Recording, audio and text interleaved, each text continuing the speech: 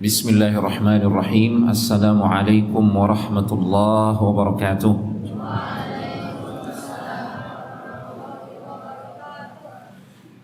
Alhamdulillahi wa kafa wassalatu wassalamu ala nabiyina al-mustafa wa ala alihi wa sahbihi wa man sara ala nahjihi wa iktafa. Ashhadu an la ilaha illallah wahdahu la sharika lah wa ashhadu anna Muhammadan abduhu wa rasuluh. يا أيها الذين آمنوا اتقوا الله حق تقاته ولا تموتن إلا وأنتم مسلمون. Allah Subhanahu wa taala berfirman, wahai orang-orang yang beriman, bertakwalah kalian kepada Allah Subhanahu wa taala dengan sebenar-benar takwa, dengan takwa yang sejati. Dan janganlah kalian mati kecuali di atas Islam. Jangan sampai kita mati kecuali kita dalam keadaan beriman kepada Allah Subhanahu wa taala, beriman kepada semua yang Allah turunkan berupa petunjuk, beriman kepada Rasulullah sallallahu alaihi wasallam, beriman kepada ajaran beliau alaihi salatu wassalam. Salawat serta salam kita haturkan untuk baginda Rasulullah sallallahu alaihi wasallam, untuk segenap keluarga dan para sahabat beliau dan seluruh umat beliau.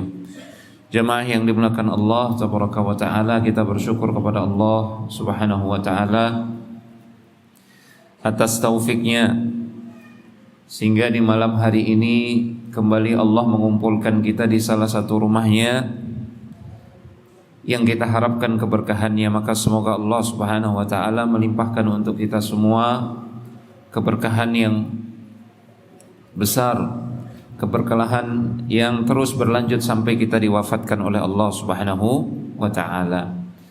Jemaah yang dimuliakan Allah Subhanahu wa taala, kembali kita melanjutkan pengajian kita membahas kitab A'malul Qulub, dan pada malam hari ini dengan mengharap taufik dari Allah Subhanahu wa taala, kita akan membahas salah satu amalan qalbu, yaitu al-yaqin. Al-yaqin. Al-yaqin itu bermakna keyakinan.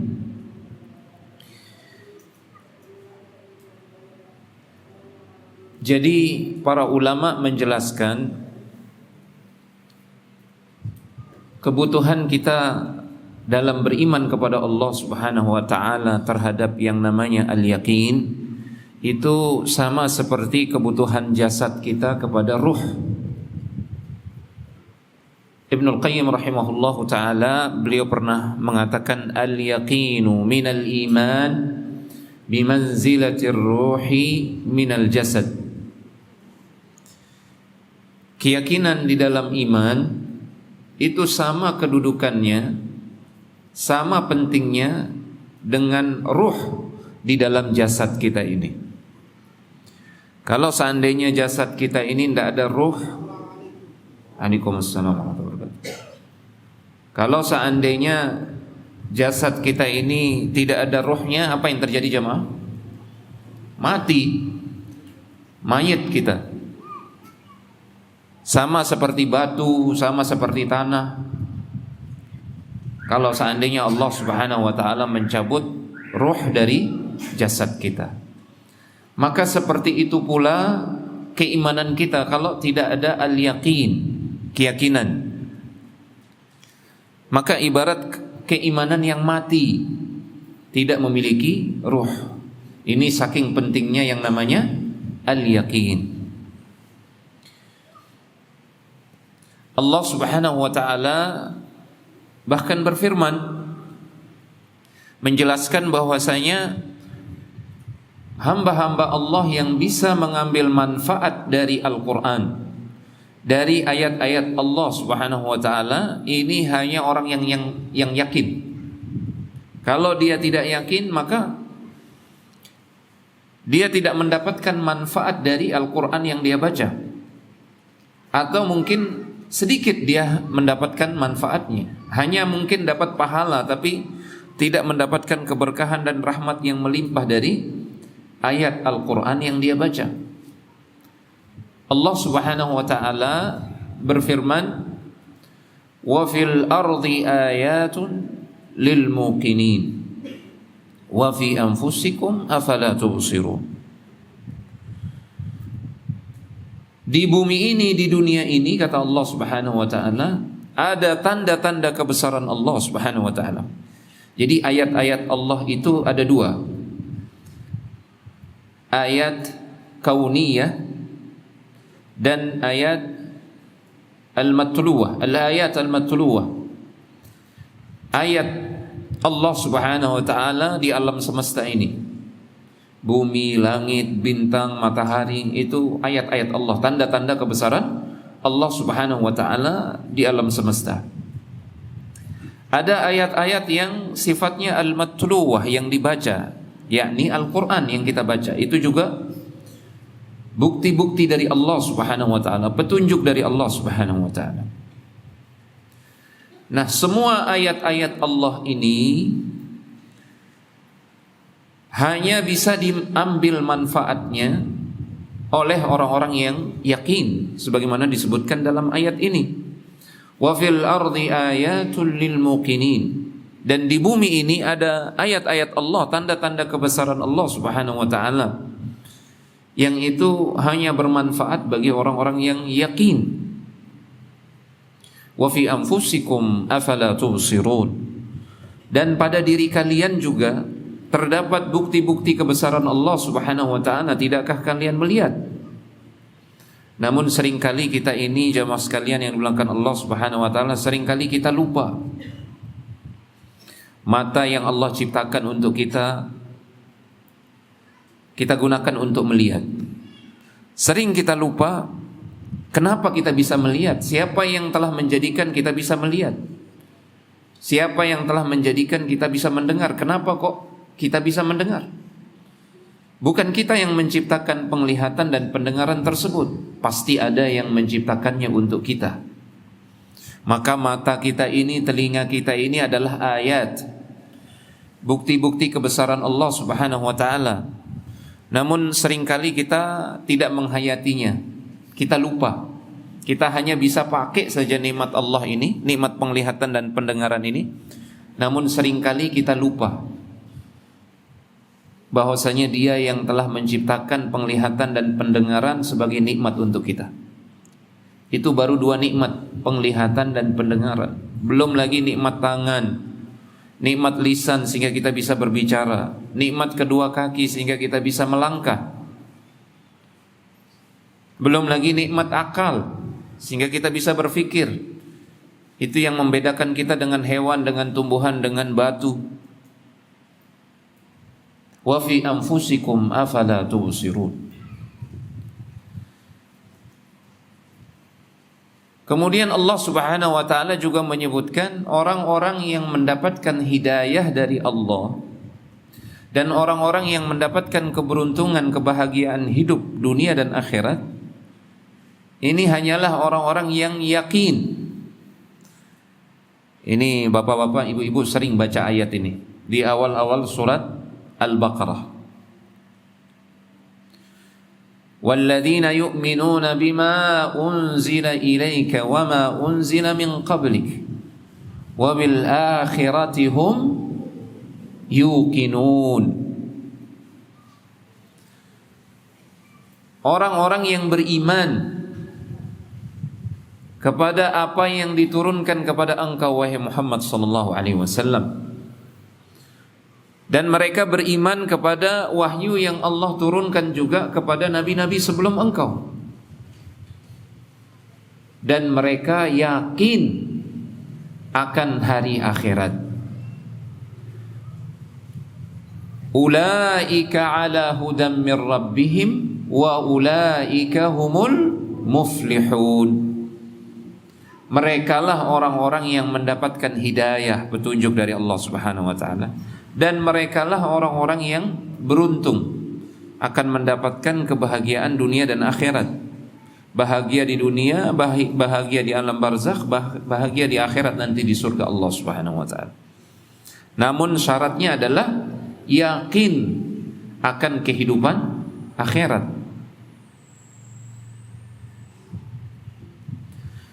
Sebaliknya Allah Subhanahu wa taala menyebutkan tentang orang-orang yang masuk ke dalam siksa api neraka. Wa idza qila inna wa'dallahi haqq, saat dikatakan sesungguhnya janji Allah Subhanahu wa taala itu benar adanya, hak. Was-sa'atu la raiba fiha, hari kiamat itu pasti terjadi, tidak ada keraguan padanya. Qultum ma nadri mas-sa'ah, justru kalian mengatakan apa itu hari kiamat. Inna dhun illa dhanna, inna dhun illa dhanna wa ma nahnu bimustayqinin. Kami ragu akan hari kiamat itu, dan kami tidak yakin hari kiamat itu akan terjadi. Orang-orang yang disebutkan dalam ayat ini orang-orang yang akan kekal di dalam api neraka, naudzubillah. Gara-gara dia ragu akan hari akhirat, ragu tidak yakin akan terjadinya hari kiamat. Maka orang yang yakin balasannya surga Allah Subhanahu wa taala yang abadi, orang yang ragu balasannya juga siksa Allah di api neraka yang abadi, naudzubillah.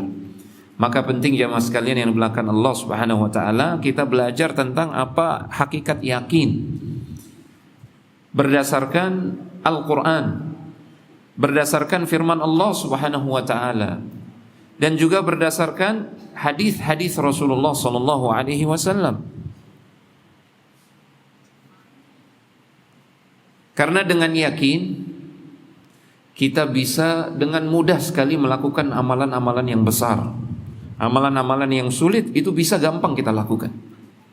Sebaliknya, dosa-dosa yang sulit untuk dihindari oleh manusia, gampang untuk kita hindari, gampang untuk kita jauhi. Itu jika kita telah mencapai derajat amalan qalbu yang namanya al-yaqin. Al-Hasan al-Basri, beliau pernah mengatakan, bil yaqini tulibatil jannah. Dengan keyakinan surga itu akan dicari, akan kita kejar. Wa bil yaqini huriba minan nar. Dengan keyakinan juga orang itu akan lari dari api neraka. Dia menjauh dari kemaksiatan, dosa-dosa. Wa bil yaqini uddiyatil fara'id. Dengan keyakinan kepada Allah, dengan keyakinan kepada hari akhir, dengan keyakinan akan adanya surga dan neraka, janji-janji Allah Subhanahu wa taala di akhirat kelak, semua amalan yang diwajibkan kepada kita akan kita kerjakan. Karena kita yakin akan balasan Allah Subhanahu wa taala. Wa bil yaqini subira 'alal haqqi. Juga dengan keyakinan kita bisa bersabar di atas kebenaran, di atas amal soleh. Kalau kurang-kurang sabar kita jamaah sekalian, tidak mau kita duduk di tempat ini untuk mendengarkan pengajian. Kalau kurang-kurang sabar kita, tidak mau kita berdiri ruku sujud untuk melakukan sholat. Kalau kurang sabar kita, tidak mau kita juga lapar haus untuk melaksanakan puasa. Bahkan kalau kurang-kurang sedikit yakin kita, walaupun kita punya harta melimpah, kita tidak akan mau untuk melaksanakan ibadah umroh, ibadah haji. Padahal ibadah umroh dan ibadah haji itu wajib bagi yang mampu. Kenapa orang misalkan menunda-nunda amal soleh? Dia sudah kaya raya tapi dia tunda-tunda ibadah haji atau umrohnya. Kenapa? Karena kurang yakin. Kurang yakin akan janji Allah Subhanahu wa ta'ala, sehingga dia tidak rela untuk mengeluarkan hartanya. Kurang yakin akan balasan Allah di surga, dan kurang yakin juga akan ancaman Allah Subhanahu wa ta'ala di akhirat kelak bagi orang-orang yang menunda-nunda kewajiban. Nah, ini pentingnya pembahasan tentang al-yakin ini jemaah sekalian. Kemudian kalau ada yang bertanya, apa itu al-yakin? Apa itu al-yakin jemaah sekalian? Mungkin ada jemaah yang mau menjawab apa yakin itu. Adik-adik santri ada apa al-yakin itu? Hah? Yakin itu apa? Jangan malu kalau ditanya. Hah? Apa lawan dari kata yakin? Saya tanya adik-adik yang jadi santri. Apa lawannya yakin? Lawan kata dari al-yakin. Kalau malam apa lawannya malam? Siang. Ya. Kalau yakin apa lawannya? Siapa yang jawab tadi tuh? Apa jawabannya? Ragu, pinter ini, masya Allah. Masya Allah, barakallah, tabarakallah. Al-yaqin itu adalah dhiddus syak, lawan dari yang namanya keraguan-raguan. Al-yaqin secara bahasa maknanya adalah al-ilmu wa izahatus syakki. Al-yaqin itu adalah ilmu. Naqidus syak, lawan dari keraguan-raguan. Namun yang kita maksud dengan al-yakin di sini secara istilah, istiqrarul ilmi alladhi la yanqalib wa la yahulu wa la yataghayyaru fil qalbi. Jadi ilmu kalau dia sudah menetap, tidak hilang-hilang, tidak berkurang, kokoh dia ilmu itu di dalam hati kita, maka itulah yang namanya al-yaqin. Itu yang namanya al-yakin, keyakinan. Wa hadza la budda min an yuthmira al-amal. Nah, ilmu yang kokoh menetap di dalam hati ini, inilah yang nanti akan melahirkan amal soleh. Ya. Ketika seseorang yakin, orang yang yakin akan sabda Rasulullah misalkan, orang yang sholat berjamaah, laki-laki sholat berjamaah, atau ibu-ibu juga secara umum sholat berjamaah, maka dia akan mendapatkan fadilah 27 derajat atau 25 derajat dalam riwayat yang lain, lebih afdol daripada sholat sendiri. Ini dia sudah tahu ilmunya, dia sudah tahu hadis Rasulullah SAW yang berbicara tentang keutamaan sholat berjamaah. Tapi dia malas mengerjakan sholat berjamaah, dia lebih memilih sholat sendiri. Orang yang seperti ini kata ulama, dha'ful yakin. Dia lemah keyakinannya. Tapi orang yang rajin sholat berjamaah, maka dia yakin akan sabda Rasulullah SAW bahwasanya orang yang sholat berjamaah itu 27 derajat lebih baik daripada orang yang sholat sendiri. Faham sekarang ya? Jadi al-yaqin itu adalah ilmu yang mantap, kokoh, bersemayam di dalam hati, kemudian dia melahirkan amal soleh. Kalau orang sudah berilmu tapi dia belum mengamalkan ilmunya, berarti dia belum apa? Belum yakin. Nah, sehingga disebutkan di dalam riwayat, inna min dha'fil yaqin an turdiyan nasa bi sakhatillahi aw tadhummahum ala ma lam ya'tika Allahu. Termasuk di antara tanda lemahnya keyakinan kita adalah kita mengerjakan sesuatu yang dibenci oleh Allah, yang dimurkai oleh Allah, supaya orang senang, supaya orang senang sama kita.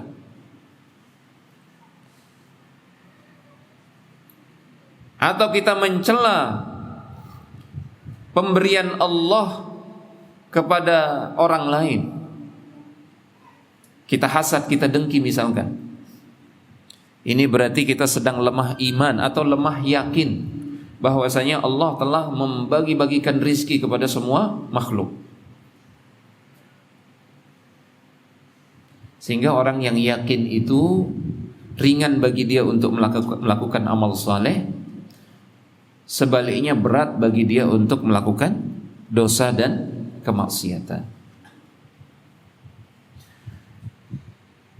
Sebagian ulama yang lain mengatakan al-yaqin musyahadatul imani bil ghaib.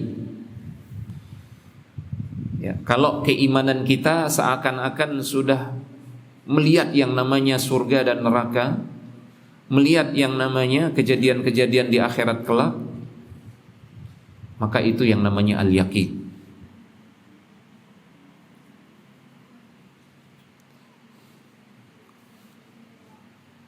Sehingga para ulama menyebutkan al-yaqin itu ada 3 tingkatannya. Ada berapa? Ada 3. Yang pertama, tingkatan yang paling rendah, ilmul yaqin. Yakin karena ada ilmu, ada yang mengabarkan. Ustadzuna Ustadz David misalkan mengabarkan di balik tembok ini ada apa. Di balik tembok itu ada sawah misalkan. Yakin kita karena Ustadz David, kita kenal orang yang jujur, maka ini namanya ilmul yakin. Kita percaya terhadap khobar atau berita yang disampaikan oleh orang. Namun ini tingkatan yakin yang paling rendah. Ada tingkatan yakin yang lebih tinggi di atasnya, yaitu ainul yakin.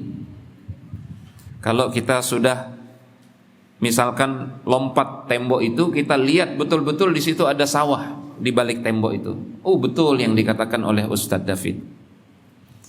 Berarti ini keyakinan yang lebih tinggi, yang lebih mantap lagi. Ini namanya apa? Ainul yakin. Ainul yakin. Ada keyakinan yang lebih tinggi dari itu. Ini keyakinan yang paling tinggi. Ketika kita sudah melompati misalkan tembok itu, kemudian kita berjalan-jalan di sawah tersebut. Langsung kita sentuh padinya, langsung kita jalan di pematang sawahnya.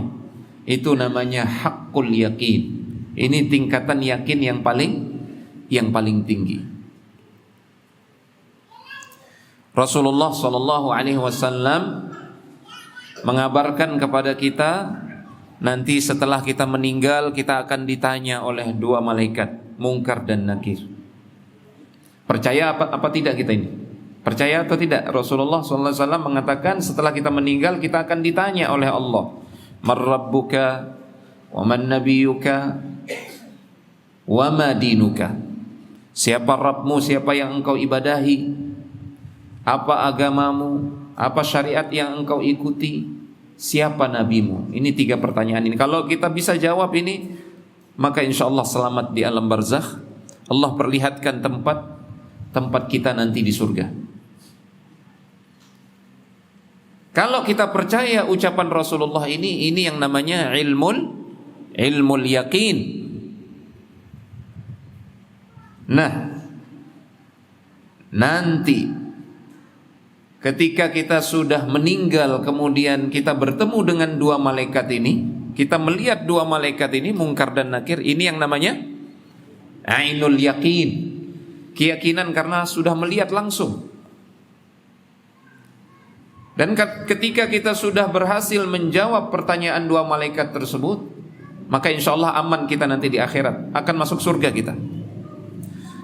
Ketika kita sudah melangkahkan kaki ke dalam surga, sudah guling-guling dalam surga sudah masuk ke dalam istana surga, sudah minum air di sungai surga, sudah bertemu dengan bidadari-bidadarinya, maka itu yang namanya apa? Haqqul yakin, sudah merasakan langsung. Ini tingkatan yakin yang paling tinggi. Allah Subhanahu wa taala sebutkan tentang 3 tingkatan yakin ini di dalam Al-Qur'an. Ilmul yakin, apa yang kedua? Ainul yakin, kemudian haqqul yakin. Kalla law ta'lamuna ilmal yaqin la tarawunnal jahim thumma la tarawunnaha ainal yaqin. Sekali-kali tidak. Seandainya kalian berilmu mengetahui tentang akhirat, hari kiamat itu dengan keilmuan yang meyakinkan, ilmul yakin, sungguh kalian akan melihat neraka jahim itu ketika kalian nanti akan melintasi sirat, jembatan yang membentang di atas neraka jahannam. Siapa yang berhasil melintasi sirat tersebut, maka dia akan masuk ke dalam surga. Para ulama menyebutkan yang melintasi as-sirat itu hanya orang beriman. Hanya orang beriman. Adapun orang kafir, orang munafik itu sudah lebih dulu nyemplung ke dalam neraka, jatuh mereka. Karena tidak ada cahaya buat mereka, gelap. Mereka semua kederus, apa istilahnya? Kepleset dan masuk terjerumus ke dalam api neraka. Na'udzubillah. Nah, tinggal orang beriman yang punya cahaya, itu yang akan melintasi as-sirat. La tarawunnal jahim, benar-benar kalian akan melihat al-jahim tersebut, kata Allah Subhanahu wa taala. Tsumma la tarawunnaha ainal yaqin, benar-benar kalian akan melihatnya dengan ainul yaqin, keyakinan karena melihat langsung. Ini baru dua disebut ini, ilmul yakin dan ainul yakin. Mana tingkatan yang paling tinggi haqqul yakin? Disebutkan dalam ayat yang lain, dalam surat Al-Waqi'ah 95. Inna hadza lahuwal haqqul yakin. Semua yang diceritakan oleh Rasulullah sallallahu alaihi wasallam tentang akhirat, benar-benar kalian akan merasakannya, haqqul yakin. Imma masuk surga Allah Subhanahu wa taala, kalian akan bersenang-senang di sana, atau masuk ke dalam neraka, na'udzubillah, merasakan panas api neraka, na'udzubillah. Semoga Allah Subhanahu wa taala melindungi kita semua dari api neraka dan memasukkan kita semua ke dalam surganya. Tuh. Nah, ini jemaah. Sehingga yakin ini sangat penting sekali untuk kita minta kepada Allah Subhanahu wa taala ada di dalam hati kita. Karena inilah jenis ilmu yang paling kokoh, yang paling tinggi kedudukannya, yang menjadikan kita semangat dalam beramal soleh. Ya. Dan rela kita berkorban kalau ada keyakinan.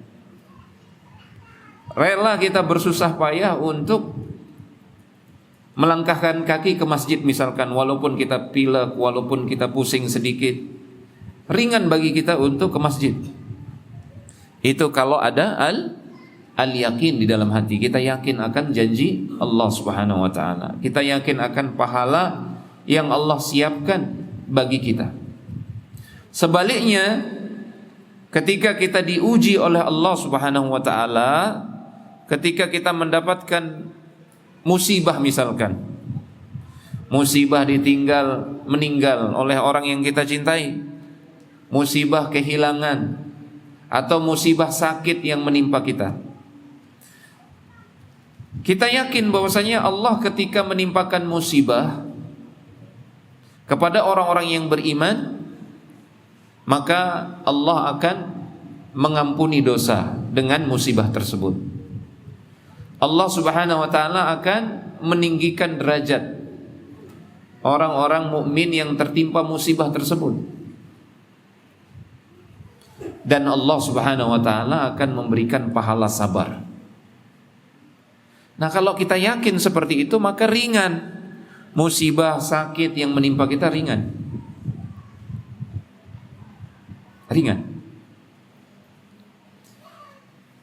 Dulu Nabi Ibrahim alaihissalam saking pentingnya yang namanya al-yaqin ini, maka beliau meminta kepada Allah Subhanahu wa taala untuk beranjak dari satu level keyakinan ke derajat atau level yang lebih tinggi, dari ilmu yakin menuju ainul yakin.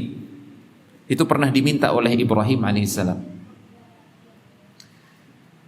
Allah Subhanahu wa taala menceritakan dalam surat Al-Baqarah ayat yang ke-260.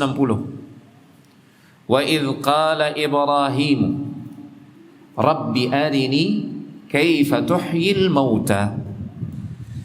Ingatlah kisah ketika Ibrahim alaihissalam dia berdoa kepada Allah meminta, wahai Rabb, ya Allah, perlihatkan kepadaku bagaimana engkau menghidupkan makhluk yang mati. Ini Ibrahim ingin melihat langsung bagaimana Allah Subhanahu wa taala menghidupkan yang mati. Melihat langsung. Ilmu karena melihat langsung ini apa namanya tadi? Ainul yakin. Ini tingkatan derajat yakin yang lebih tinggi. Maka apa kata Allah Subhanahu wa taala? Qala awalam tu'min? Hai Ibrahim, apa engkau belum beriman? Apa engkau belum percaya kepada qudrah dan kekuasaanku dalam menghidupkan yang mati? Qala bala, saya sudah percaya ya Allah, walakin liyatma'inna qalbi. Namun saya ingin hati saya lebih tentram, lebih tenang lagi. Saya ingin mencapai derajat ainul yakin. Ya. Maka Allah Subhanahu wa taala mengabulkan doa Ibrahim alaihissalam. Disebutkan bahwasanya qala fakhudh arba'atan minat thair. Kalau begitu coba ambil 4 ekor burung. Disebutkan 4 ekor burung yang berbeda jenisnya. Beda-beda. Kemudian disembelih. Fasurhunna ilaika thumma ja'al ala kulli jabalin minhunna juz'a. Disembelih kemudian dipotong-potong. Apa istilahnya? Dicampur-campur begitu. Kemudian diletakkan di 4 gunung yang berbeda.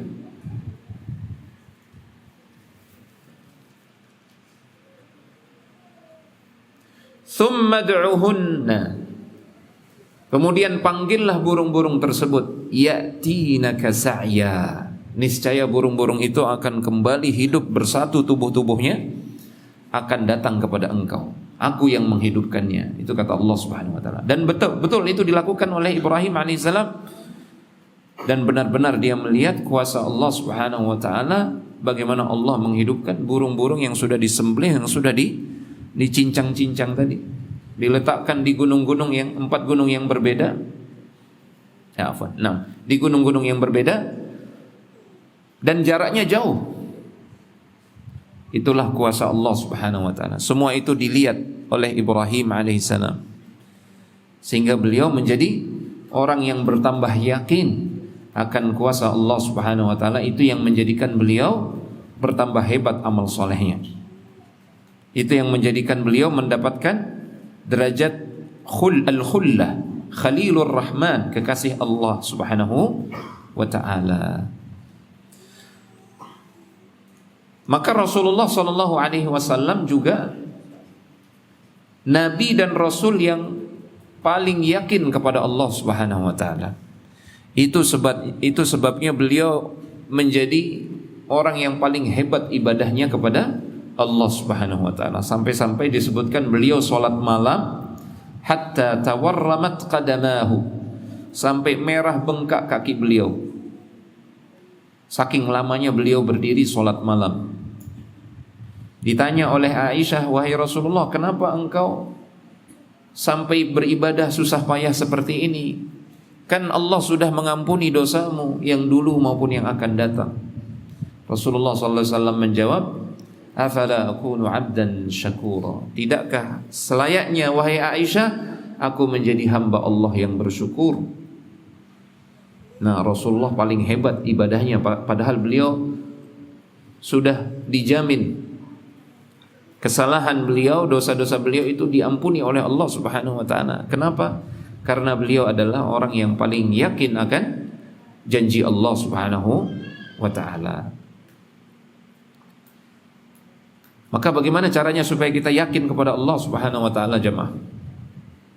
Yang pertama, kita berdoa kepada Allah. Kita minta al-yaqin kepada Allah Subhanahu wa taala.